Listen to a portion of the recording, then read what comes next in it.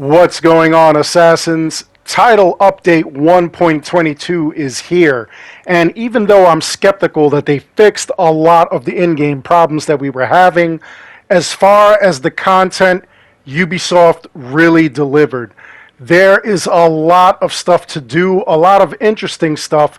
I don't know how long it'll tide us over, hopefully until the next expansion. But I'll show you what I can. I'll show you a couple of interesting things and get you all amped up to get home and play this. I'm Dark Shadow, the YouTube Assassin. Let's get into this. It's good.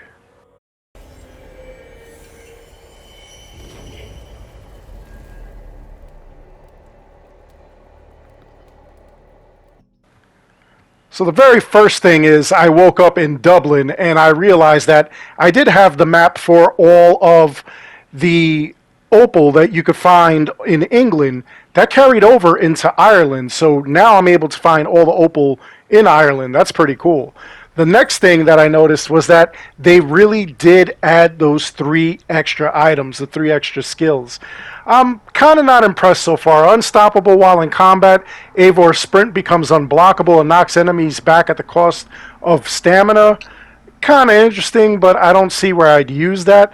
The next thing that we have is Mounted Archer. Eivor can use their bow abilities while mounted. That kind of makes sense. They should have had that from the very beginning. And it gives you a Breath of the Wild kind of feel. And last, we have Shield Master. Eivor automatically rotates to block incoming attacks by holding up their shield. I'm really not into that, honestly. Now, the next thing that we've got, you'll be very excited for. The glitch with the beggars still works. So you're still able to get your runes. You're still able to get your money up, which is good. Trust me, you're going to want to do that because everything going on is crazy here. One of the other things I wanted to do was check up on Vaughn and see what the heck was going on. I wanted to see his wares, and boom, he's got brand new gear. Again, it would be smart if Ubisoft allowed this gear to replenish or have different gear every week. That would make you want to raid more. It is really expensive. With the 950 that I had, I was only able to buy 2 items, so I'll have to go raiding some more to get the stuff, and then also increase everything. Anyway, the mastery challenges, as soon as you log in, you'll get this message, as soon as you're in England, that is, and you'll get the challenge from the gods. In this thing, you'll be going to the location, and out of nowhere, you're going to see a meteor fall from the sky, which is wild as heck in this game. There it is. So anyway, Eivor sees that, immediately goes to inspect it, and finds an old woman there. Now, this actually begins the conversation that we showed from our friend Slap, YouTuber Slap, where he gave us some intel and some info that showed that there was an old lady that you're talking to, gives you a medallion and everything. Here's a door. It's nowhere near Odin's runes. So this whole mastery quest has absolutely zero to do with the Odin's runes. That's going to be a completely other mystery. But let's see what happens. Let's see after we do whatever we have to do in this portion of the game that we actually may still use that medallion in order to uncover Odin's runes or in order to uncover the extra mystery surrounding it. As you can see, a lot of people also thought that this was going to be Lagertha, and it is Hilderan. So she's pretty powerful, though. After she reveals herself, Eivor builds her a little hut or a little building where she stays, and she builds like a little arena here. She explains that in order to get to those doors, or that one door, you have to uncover certain things. You have to do certain masteries, and she'll challenge you to a battle. You'll obviously think that she's just some weak old woman, and then she'll challenge you even further.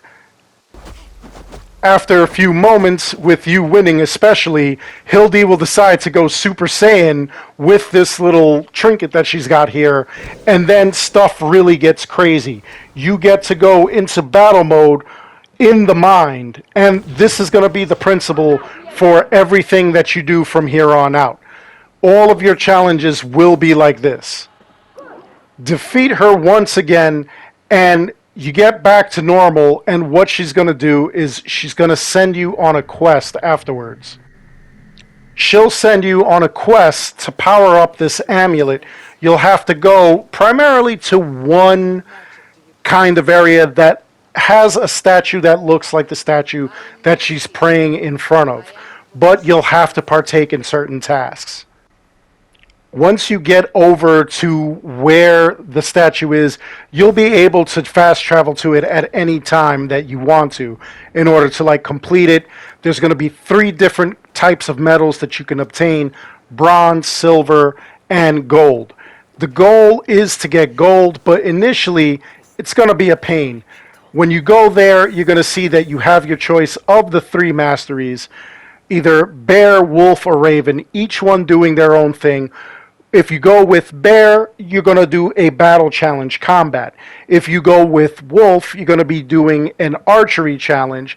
And if you go with raven, it's a complete skill challenge where you got to be stealth. You're basically assassinating. So those are the 3 things that are going on. Now, when you select your trial, there is a certain set of rules for each trial, and armor that you can only use, as well as abilities or skills that you are only able to use. And it'll explain it to you. It'll break it down as to like what you've got going on, how you score, how you earn the medals, and so forth and so on. It really gets crazy.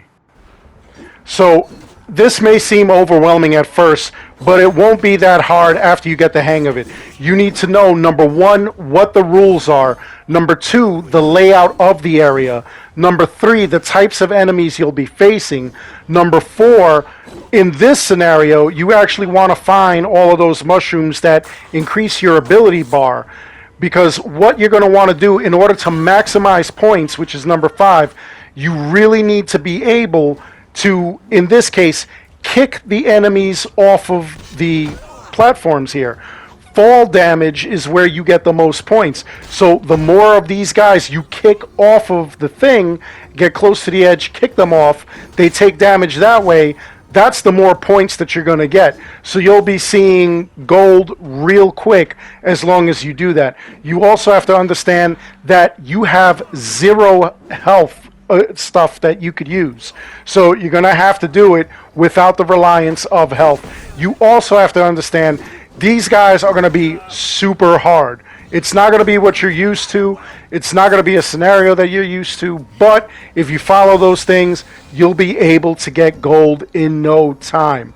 This was my first attempt. Afterwards, I did fantastic. When doing the archery challenge, this, again, as long as you follow the steps and the rules that I told you about before, you're able to do this.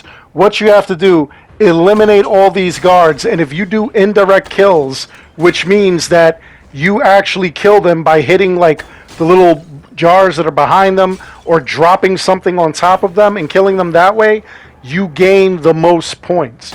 So again, it's all about memorizing what's where on the map and positioning them into that spot so that they get the full brunt and you get the maximum points. It's going to seem overwhelming when you first get into it, but as long as you memorize everything, or have a pretty good idea of what's where, you'll be able to do this with no problem. Finally comes the stealth portion, and this is kind of difficult because, let's face it, Valhalla is not a stealth game. This is another thing where you're going to have to memorize what's where. You'll have to collect pots. You'll have to assassinate enemies. You'll have to make sure that nobody sees you. The most points are where you stay undetected and you just carry on that way. As long as you're able to follow that stuff, again, it's going to take you a little bit. Don't get discouraged if you don't get it your first try. Don't get discouraged if you don't even get bronze your first try. I'm pretty sure you will, but don't get discouraged. It is a really weird situation we're in right now where it's almost like you're kind of relearning the game. Just give yourself a little bit of credit. Once you get at least 3 bronze medals, you're able to return to Hildy, and she gives you back the medallion. She wants you to go on other quests in order to boost it, but you also get the ability to buy things from her with the battle energy and the mastery energy that you've accumulated by doing all those things. You've got a lot of tattoos, which is kind of wild. Look at Odin's Wandering Eye. That's kind of suspect, kind of. And then, of course, there's a bunch of items that you can purchase for your settlement so that you could decorate it. But most important are the weapons and the gear here. So far, I only see weapons. I'm hoping that after you make a bunch of purchases, she has more gear, or maybe she even switches it up every week. That would be absolutely wild. So I don't know past this point what is going to go on.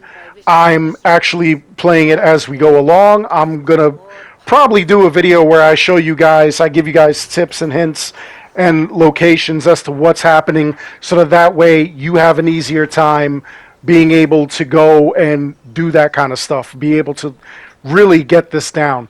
So again, they gave us a ton of stuff to do. I don't know how long any of this is going to take you. It's going to take me a while. And look, they even opened up 2 other spots. I don't know if there's any other spots that are going to be here. Anyway, that's all the new stuff that they put in. I hope you enjoyed the video. Please, by all means, like and subscribe. It helps this channel out an awful lot.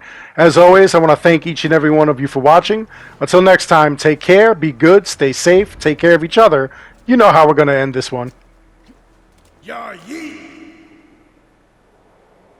And I will see you guys all in the next one.